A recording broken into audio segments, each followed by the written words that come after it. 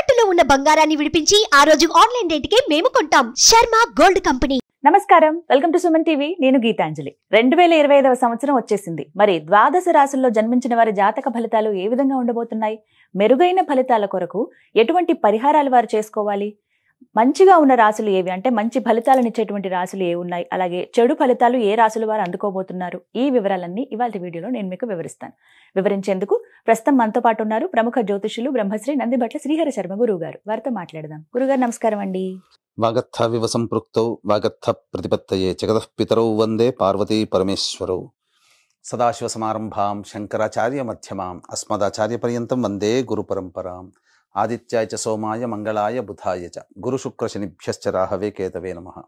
శృంగేరి జగద్గురు పీఠాధిపతులకి, కంచి పీఠాధిపతులకి నమస్కారములు తెలియచేసుకుంటూ కార్యక్రమాన్ని ప్రారంభిద్దాం.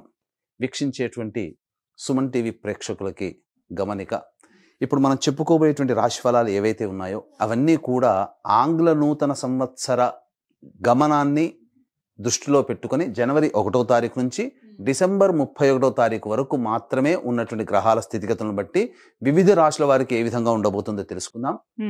మనకు సాంప్రదాయానుసారంగా వచ్చేటువంటి ఉగాది నుంచి ప్రారంభమయ్యేటువంటి రాశి ఫలితాలని, అనగా వచ్చే విశ్వావసునామ సంవత్సరానికి సంబంధించి ఉగాది ప్రారంభమయ్యడానికి అంటే ముందుగా మళ్ళీ ఆ యొక్క ఉగాది సందర్భంగా మళ్ళీ వివిధ రాశుల వారికి సంబంధించి రాశుల ఫలితాలు ఇవ్వడానికి ప్రయత్నం చేస్తాను. కాబట్టి ఇటువంటి దాంట్లో ప్రపంచమంతా అంగీకరిస్తున్నటువంటిది 2025 నూతన సంవత్సరం. అదేవిధంగా మనము కూడా ఆంగ్ల నూతన సంవత్సరం అనేటువంటి భావనతో ఈ యొక్క కార్యక్రమం చేస్తున్నాం. అదే ఉగాది నాడైతే మార్చి 29వ తారీఖు నుంచి మళ్ళీ 2026-28 వరకు ఉండేటువంటి గమనం వరకు ఉండేది చెప్పేటువంటిది. అవి మనం మరియు వీడియోలో తెలియజేసుకుందాం. అదే అడగబోతున్నాను గురుగారు. అంటే సాధారణంగా ఒకటే ప్రశ్న అడుగుతారు, ఉగాది కదా అసలు చెప్పాలి జాతక ఫలితాలు అనేవి, ఈ లోపు ఏంటి అంటే ఒక సాంప్రదాయంగా అది కొనసాగిపోతుంది. అంటే మనకేమని చెప్పబడింది అంటే, ధర్మం ఏం చెప్పబడింది శాస్త్రంలో అంటేనమ్మా, ప్రపంచమంతా ఏది ఒక విషయం గురించి ఒక తాటి మీద ఉంటుందో అది ధర్మమే కూర్చుంటుంది, శాస్త్రమే కూర్చుంటుందమ్మా. ఇక మరి ద్వాదశ రాశులు వారి జాతక ఫలితాలు తెలుసుకుందాం. ముందుగా గ్రహస్థితులు ఏ విధంగా ఉన్నాయో తెలియచేస్తారా? జనవరి 1, 2025 నుంచి. ఇక గ్రహస్థితిలోకి గనక గమనించుకున్నట్లయితే ముఖ్యంగా గురువు 9th మే వరకు కూడాను ఈ వృషభ రాశిలో సంచారం చేస్తున్నాడు. 9th మే నుంచి మిథున రాశిలోకి సంచారం, 9th మే నుంచి సెప్టెంబర్ 27వ తారీఖు వరకు. ఇక సెప్టెంబర్ 28 నుంచి నవంబర్ 11వ తారీఖు వరకు కర్కాటక రాశిలో. ఇక నవంబర్ 12వ తారీఖు నుంచి డిసెంబర్ 28 వరకు కర్కాటక రాశిలోనే వక్రీకరించే స్థితి పొంది ఉండడం. ఇక శని భగవాన్ల వారిని కనుక చూసుకున్నట్లయితే 15 ఏప్రిల్ వరకు కుంభరాశిలో సంచారం చేస్తున్నారు. 16 ఏప్రిల్ నుంచి అక్టోబర్ 9వ తారీఖు వరకు మీనరాశిలో సంచారం. ఈ మధ్య కాలంలో జూలై 8వ తారీఖు నుంచి వక్రీకరించి మీనరాశిలోనే సంచారం చేస్తున్నాడు. అలాగే అక్టోబర్ 10వ తారీఖు నుంచి కుంభరాశిలో సంచారం చేస్తూ వక్రీకరించి కుంభరాశిలో, నవంబర్ 26వ తారీఖు నుంచి వక్రత్యాగము శని భగవాన్ల వారు చేస్తున్నారు. ఇక రాహుకేతులు కనుక చూసుకున్నట్లయితే 15 మే వరకు కేతువు కన్యలో మరియు రాహువు మీనరాశిలోకి, అలాగే 16 మే నుంచి సింహరాశిలో కేతువు, అలాగే కుంభరాశిలో 16 మే నుంచి రాహుగ్రహ సంచారం జరుగుతుంది. ఇక్కడ గమనించుకున్నట్లయితే ఇక్కడ వీక్షించేటువంటి ప్రేక్షకులకు అందరికీ తెలియజేయాల్సినటువంటిది అంశం ఏంటంటే, ముఖ్యంగా అందరూ ఈ ద్వాదశ రాశుల గురించి రాగానే అందరూ ఆలోచించేటువంటిది ముఖ్యంగా శని దోషం, ఏలినాడు శని, అష్టమ శని, అర్ధాష్టమ శని, కంటక శని, యోగ శని, ఈ శని దోషాలు. అయితే ఇక్కడ 15 ఏప్రిల్ వరకు శని కుంభరాశిలో సంచారం చేస్తూ 16 ఏప్రిల్ నుంచి మీనరాశిలోకి సంచారం చేస్తున్నా, ఈ యొక్క జూలై 8 నుంచి మీనరాశిలోనే సంచారం చేస్తూ వక్రీకరించినటువంటి కారణం చేత మళ్ళీ ఈ కుంభరాశి ఫలితాన్ని ఇస్తాడు. అక్టోబర్ 10న కుంభరాశిలోనే వక్రీకరించి ఉన్నటువంటి స్థితిగతుల చేత ఏమవుతుంది, మళ్ళీ మకర రాశి ఫలితాన్ని శని భగవానులు ఇస్తారు. కాబట్టి అర్థం చేసుకోవాల్సినటువంటి అంశం ఏంటంటే, ఎవరికి కూడాను ఈ సంవత్సరం శని భగవానుడు యోగదాయకంగా పూర్తిగా లేడు. 12 రాశుల వారికి అష్టమ శని, అర్ధాష్టమ శని, కంటక శని, యోగ శని, దాంపత్య శని, ఈ రాశుల ఈ యొక్క దోషాల శని దోషాలు ఏదో ఒక సందర్భంలో కొన్ని నెలల పాటు అందరూ రాశుల వారు అనుభవించాల్సిందే తప్ప ఇక్కడ ప్రత్యామ్నాయము లేదు. కాబట్టి ఇక కుంభరాశి వారికి ఏలినాటి శని వెళ్ళిపోతుందని సంతోషం కానీ, ఈ యొక్క సంబంధించి మకర రాశి వారికి ఏలినాటి శని వెళ్ళిపోతుందని సంతోషం కానీ, లేకపోతే కర్కాటక రాశి వారికి అష్టమ శని దోషం పోతుందని కానీ భావించాల్సిన అవసరం లేదు. వృశ్చిక రాశి వారికి అర్ధాష్టమ శని దోషం పోతుందని కూడా భావించాల్సిన అవసరం లేదు. ఎందుకంటే శని మళ్ళీ రుజుమార్గంలో వెళ్ళి మళ్ళీ వక్ర మార్గం చేత వక్రగతిన సంచారం చేస్తున్నటువంటి కారణం చేత 12 రాశులు శని ప్రభావానికి గురవుతాయి. కాబట్టి ఈ సంవత్సరం అన్ని రాశుల వారు శని దోష పరిహారములు ఖచ్చితంగా చేసుకోవలసినదే, అందులో సందేహం లేదు. గ్రహస్థితులు ఏ విధంగా ఉన్నాయో తెలియజేశారు గురువుగారు. మరి వృశ్చిక రాశి వారి జాతక ఫలితాలు ఏ విధంగా ఉన్నాయో తెలియజేస్తారా? జనవరి 1వ తారీఖు నుంచి డిసెంబర్ 31వ తారీఖు వరకు వృశ్చిక రాశి వారికి ఏ విధంగా ఉండబోతుంది, గ్రహ సంచారం ఎలా ఉంటుందో మనం తెలుసుకుందాం. ముఖ్యంగా ఈ యొక్క మంచి చెడు ఈ సంవత్సరం ఎలా ఉండబోతుంది, ఏ సమయంలో మంచి జరుగుతుంది, ఉద్యోగస్తులు ఏ సమయంలో ఉద్యోగాన్ని పొందుతారు, ఏ సమయంలో ప్రయత్నం చేయాలి, మిగతా అన్ని రంగాల్లో ఉన్నటువంటి వ్యాపారస్తులకి, కులవృత్తుల్లో ఉన్నటువంటి వాళ్ళకి ఏ విధంగా ఉండబోతుంది అనే విషయాల గురించి క్లుప్తంగా తెలియజేసుకునే ప్రయత్నం చేద్దాం. ఇక ముఖ్యంగా గమనించుకున్నట్లయితే ఇక్కడ ప్రధానంగా జనవరి 1వ తారీఖు నుంచి మే 9వ తారీఖు వరకు గురువు వృషభ రాశిలో సంచారం చేస్తున్నాడు. గమనించుకోండి, చాలా జాగ్రత్తగా వినండి. గురువు గారు ఈ యొక్క వృశ్చిక రాశిలో జన్మించిన వారికి కొంతకాలం మాత్రమే యోగదాయకంగా ఉండబోతున్నాడు, గురుగ్రహ ప్రభావం. కాబట్టి 1వ తారీఖు నుంచి మార్చి 30వ తారీఖు వరకు వక్రీకరించి స్థితిగతులు ఈ యొక్క వృశ్చిక రాశి వారికి వృషభ రాశిలో ఉంటున్నాడు. కావున షష్టమ రాశి ఫలితాలు కూడా ఇస్తాడు. ఏమవుతుంది, ఒకవైపు యోగాన్ని ఇస్తూనే ఇంకొక వైపు అవయోగాన్ని కలగచేస్తున్నాడు. అంటే ఏం జరుగుతుంది, ఈ యొక్క వృశ్చిక రాశి వారికి ఆదాయం ఈరోజు ఒక 1000 రూపాయలు సంపాదించాడు అనుకోండి, మళ్ళీ సాయంకాలం కల్లా ఈ 1000 రూపాయలు కూడా ఖర్చు అయిపోతాయి. అంటే ఇవ్వడం తీసుకోవడం సమానంగా ఉంటుంది. కాబట్టి పెద్దగా లాభసాటిగా అనేటువంటిది ఉండదు. మరి ఎప్పుడు యోగంగా ఉంటుంది, 1 ఏప్రిల్ నుంచి 9 మే వరకు గురువు సంపూర్ణంగా యోగిస్తున్నాడు. కాబట్టి వివాహం కావాల్సినటువంటి స్త్రీ పురుషులకి ఈ సంవత్సరం ఈ యొక్క ఏప్రిల్ నెలలో వివాహం కుదరబోతుంది. ఏదైనా కానీ ఒక శుభము మీ ఇంట ఏప్రిల్ నెలలో ఉండబోతుంది ఈ వృశ్చిక రాశిలో జన్మించినటువంటి వారికి, గుర్తుపెట్టుకోండి. ఇక మే 9 నుంచి సెప్టెంబర్ 27వ తారీఖు వరకు మిథున రాశిలో అష్టమ గురు సంచార ప్రభావము. ఇది అంత యోగదాయకమైన కాలం మాత్రం వృశ్చిక రాశి వారికి కాదు. ఇక సెప్టెంబర్ 28 నుంచి నవంబర్ 11 వరకు కర్కాటక రాశిలో ఇది చాలా శుభకరం. సెప్టెంబర్ 28 నుంచి నవంబర్ 11 గుర్తుపెట్టుకోండి. మళ్ళీ డేట్స్ చెప్తున్నాను. గురుబలం సంపూర్ణంగా ఉన్నప్పుడే ఏ పనులన్నా మొదలు పెట్టుకోవాలి, తద్వారా మంచి జరుగుతుంది. 1 ఏప్రిల్ నుంచి మే 9, సెప్టెంబర్ 28 నుంచి నవంబర్ 11 ఈ కాలం మాత్రమే గురువు అనుకూలంగా ఉంటాడు. ఇక చాలామంది గత 2 సంవత్సరాలుగా ఇబ్బందులు పడుతున్నటువంటి వాళ్ళకి రిలీఫ్ పొందబోతున్నామేమో అనుకుంటుంటారు. వృశ్చిక రాశిలో జన్మించినటువంటి వాళ్ళు అర్ధాష్టమ శని దోషం పోతుంది కదా అని. వాస్తవమే, 15 ఏప్రిల్ వరకు అర్ధాష్టమ శని దోషంతో ఉండి 16 ఏప్రిల్ నుంచి శనివారు మీనరాశిలోకి సంచారం చేస్తున్నాడు. అమ్మయ్య, ఇక మనకు రిలీఫ్ అంటూ ఉంది. 10 సంవత్సరాల వరకు ఢోకా లేదని అనుకుంటారు, కానీ ఇక్కడే చిన్న కిటుకుందండి. మళ్ళీ ఏమనుకున్నారేమో, శనివారు నా ఇంటిని వదిలిపెట్టిపోతున్నాను అని చెప్పి బాధపడుతూ మళ్ళీ తన ఇంటికి రావాలని కోరుకున్నాడేమో. అందుకే జూలై 8వ తారీఖు నుంచి మీనరాశిలోనే వక్రీకరించే స్థితి పొంది ఉంటాడు శనివారు. కాబట్టి ఈ మీనరాశిలో వక్రీకరించినటువంటి స్థితి వలన ఏం జరుగుతుంది, మళ్ళీ అర్ధాష్టమ శని దోష ప్రభావాన్ని జూలై 8 నుంచి అక్టోబర్ 10 వరకు కలుగుతుంది. ఇక అక్టోబర్ 10 నుంచి నవంబర్ 26 వరకు కుంభరాశిలోనే వక్రీకరించినటువంటి కారణం చేత అద్భుతమైనటువంటి యోగాన్ని ఈ యొక్క రాశివారు పొందబోతున్నారు, వృశ్చిక రాశివారు. కాబట్టి జూలై 8 నుంచి అక్టోబర్ 10 వరకు అర్ధాష్టమ శని దోష ప్రభావం మళ్ళీ ఉండబోతుంది. కాబట్టి జూలై 8 నుంచి అక్టోబర్ 10, అలాగే ఈ మే 9 నుంచి సెప్టెంబర్ 27 మధ్యకాలంలో గురుబలం లేదు కాబట్టి ఇటు అర్ధాష్టమ శని గురువు. కాబట్టి కీలకమైనటువంటి సమయం జూలై, ఆగస్ట్, సెప్టెంబర్, అక్టోబర్ 10వ తారీఖు వరకు అని చెప్పవచ్చు. కాబట్టి జూలై, ఆగస్టు, సెప్టెంబర్ ఈ 3 నెలలు మాత్రము చాలా జాగ్రత్తగా ఉండండి వృశ్చిక రాశి వారు. స్థాన మార్పు ఉంటుంది, గృహ మార్పు ఉంటుంది, తల్లిగారి ఆరోగ్యం పట్ల శ్రద్ధ వహించుకోవాలి. ముఖ్యంగా మనది అనుకున్నటువంటి ఏదైతే వస్తువు ఉంటుందో, మన మనిషి అని ఎవరైతే అనుకుంటామో వాళ్ళే దూరం అవుతారో, ఆ వస్తువే దూరం అవుతుంది ఈ 3 నెలలు. కాబట్టి అత్యంత జాగ్రత్తగా ఉండండి. ఈ 3 నెలల్లో పరిచయం అయ్యేటువంటి కొత్త వ్యక్తుల పట్ల చాలా జాగ్రత్తగా వ్యవహరించండి. నిర్ణయాలు కూడా తీసుకునేటప్పుడు ఏ వ్యాపార రంగంలో ఉన్న వాళ్ళైనా, ఉద్యోగంలో ఉన్న వాళ్ళైనా, కులవృత్తుల్లో ఉన్న వాళ్ళైనా, ఏ స్థితిలో ఉన్నటువంటి వాళ్ళైనా జూలై, ఆగస్టు, సెప్టెంబర్, అక్టోబర్ 10వ తారీఖు వరకు జాగ్రత్తగా ఉండే ప్రయత్నం చేయండి. ఈ 3 నెలలు సంవత్సరం మొత్తం కూడా కీలకంగా ఈ వృశ్చిక రాశిలో జన్మించినటువంటి స్త్రీ పురుషులకు చెప్పబడి ఉంటుంది. ఇక ప్రధానంగా ఉద్యోగస్తుల దగ్గరికి వద్దాం. ఉద్యోగం ఈ సంవత్సరం అంతా ఉద్యోగం లభిస్తుందా అంటే చక్కగా శనివారు గురుగ్రహ ప్రభావం కొంత ఉండడం వల్ల ఉద్యోగం లభిస్తుంది. నిరుద్యోగస్తులు సంవత్సరం అంతా ఖాళీగా ఉండరు కదా, ఉద్యోగం లభిస్తుంది. ఇక ఆల్రెడీ ఉద్యోగం చేస్తున్నటువంటి వాళ్ళకి ప్రమోషన్స్, అలాగే ఉన్నత ఉద్యోగం కోసం వేరే సంస్థకి ప్రయత్నం చేస్తే ఎప్పుడు ప్రయత్నం చేయాలనే ఆలోచన ఉంటుంది. కాబట్టి ఏ సమయంలో కనుక మీరు ఉద్యోగం ప్రయత్నం చేస్తే మీ యొక్క రాశి ప్రకారం మీరు యోగాన్ని, విజయాన్ని పొందుతారో తెలుసుకుందాం. ముఖ్యంగా జనవరి 11 నుంచి ఫిబ్రవరి 11వ తారీఖు వరకు ఉన్నటువంటి కాలము అద్భుతమైనటువంటి కాలము.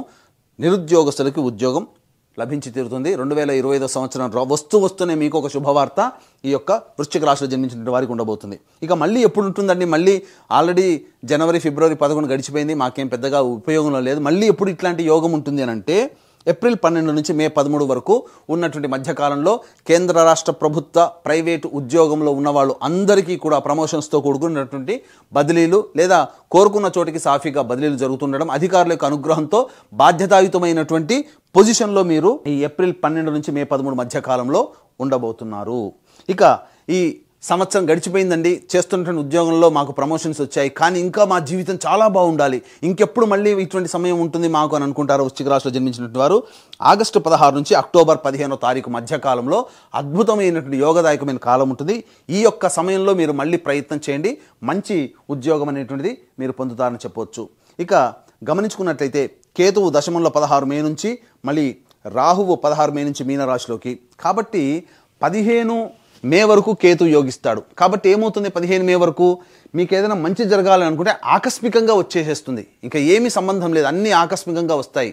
కానీ 16 మే నుంచి కూడా 16 మే వరకు కూడా రాహుగ్రహ ప్రభావం వలన మీకు గత జన్మతో లింక్ ఉన్నటువంటి పనులన్నీ కూడాను పూర్తి అవుతాయి. కాబట్టి రాహుకేతులు కూడా యోగదాయకంగానే ఉన్నారు. ఈ యొక్క వృశ్చిక రాశిలో జన్మించినటువంటి రాజకీయ నాయకులకి మాత్రము అంత అనుకూలంగా లేని సమయం. కాబట్టి జాగ్రత్తలు పాటించండి. ఏదైనా అనుకూలంగా ఉంది అని అంటే మాత్రం అక్టోబర్ 10 నుంచి నవంబర్ 26 మధ్యకాలంలో కొంతవరకు అనుకూలత ఉంటుంది. కాబట్టి డబ్బులు ఎక్కువగా ఖర్చు పెట్టి ఎన్నికల్లో పోటీ చేయడం కానీ, ప్రజాదరణ కోసం ఎక్కువగా డబ్బుని సమయాన్ని వెచ్చించడం కానీ వృధా కాలయాపన అని చెప్పవచ్చు. కాకపోతే పెద్దల అనుగ్రహం ఉండడం, పెద్దల దృష్టిలో మీ యొక్క పేరు ప్రఖ్యాతులు ఉండడం వల్ల కొంతవరకు పెద్దల అనుగ్రహంతో కొంత లాభదాయకమైనటువంటి పనులు మీరు చేపట్టగలుగుతారు. ఇక కాంట్రాక్టు రంగంలో ఉన్నటువంటి వాళ్ళు, ప్రభుత్వ కాంట్రాక్టులు, ప్రైవేట్ కాంట్రాక్టులో ఉన్నటువంటి వాళ్ళు ఆచితూచి స్పందించండి. డబ్బులు అనగా ఆ యొక్క సంబంధించినటువంటి టెండర్లు పాడినా సంబంధించినటువంటి బిల్ పాస్ కాకుండా ఉండడం వల్ల కొన్ని ఇబ్బందికర పరిస్థితులు ఈ వృశ్చిక రాశిలో జన్మించినటువంటి వారు పొందుతారని చెప్పవచ్చు. ఇక ఈ సంబంధించినటువంటి రాజకీయ రంగం వారిది అయిపోయింది కదా. సినీ రంగం అనగా 24 ఫ్రేమ్స్లో వర్క్ చేసేటువంటి వాళ్ళు, సినీ కళాకారులు, అలాగే సినీ రంగంలో ఉన్నటువంటి నటీనటులు, నాటక వ్యవస్థలో ఉన్నటువంటి వాళ్ళు, అలాగే టీవీ సీరియల్స్లో పనిచేసేటువంటి వాళ్ళు, social media, electronic and printing media రంగంలో ఉన్నటువంటి వాళ్ళు, సాహిత్యము, సంగీతము, నాట్యము ఇట్లాంటి కళారంగంలో ఉన్నటువంటి వాళ్ళకి అందరికీ కూడాను మంచి పేరు ప్రఖ్యాతులు వస్తాయి. కానీ ధనాదాయమే చక్కగా ఉండదు. పేరు మాత్రం చాలా మోగిపోతుంది వృశ్చిక రాశిలో జన్మించినటువంటి వారికి. కానీ పేరుకు తగ్గ లాభం అనగా ధన ప్రవాహం మాత్రం అంతంత మాత్రంగానే ఉంటుంది. కాబట్టి మీరు సైన్ చేసేటువంటి ప్రతి పనులలో కూడా ఆచితూచి స్పందించి కొత్త ప్రాజెక్టులు సైన్ చేయండి.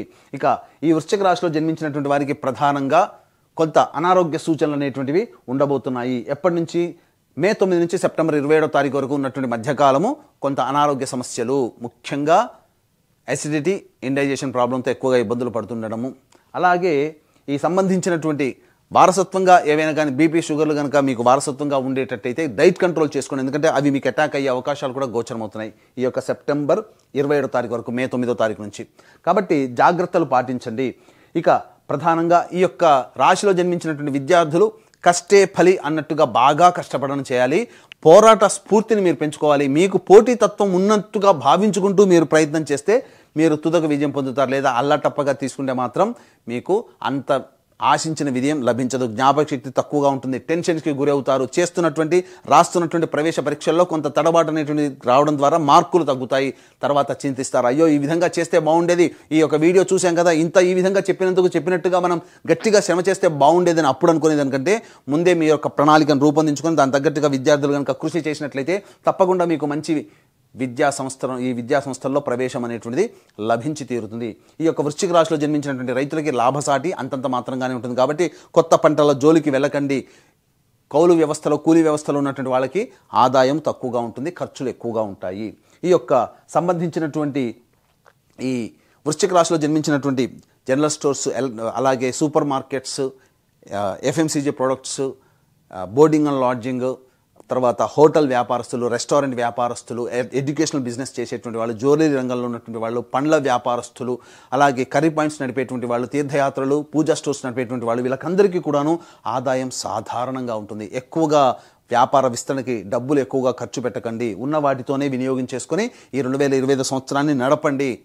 భవిష్యత్ ఇంకా చాలా బాగుంటుందనే విషయాన్ని గుర్తుపెట్టుకోండి. ఏది ఏమైనప్పటికీ కూడాను 1 ఏప్రిల్ నుంచి 9 మే వరకు మాత్రమే సంపూర్ణంగా యోగకాలం అనేటువంటిది విషయాన్ని గమనించుకోవాలి.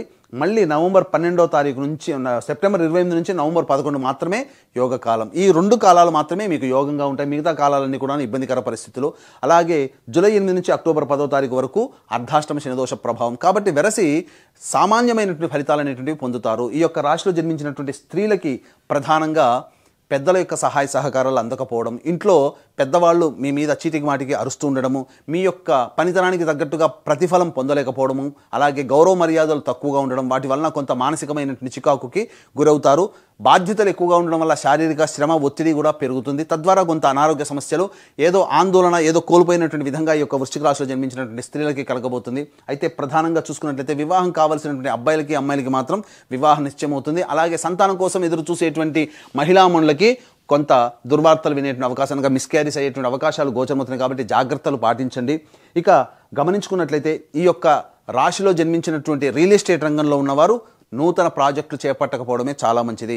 లాయర్ వృత్తిలో ఉన్నటువంటి వాళ్ళు సాధారణంగా తమ వృత్తిని కంటిన్యూ చేసుకోవడం, పదవిని ఆశించి భంగపడడం తప్ప ఇంకా వేరే మార్గం లేదు. కాబట్టి పదవి ఆశించకుండా మీ పని మీరు చేసుకోవడం అనేటువంటిది మీరు చేసుకుంటూ పోతుంటే మంచి జరుగుతుంది. కాబట్టి కొత్త వ్యవహారాలకి వృశ్చిక రాశిలో జన్మించినటువంటి వాళ్ళు ప్రయత్నాలు చేయకండి. దైవబలం తక్కువగా ఉంది.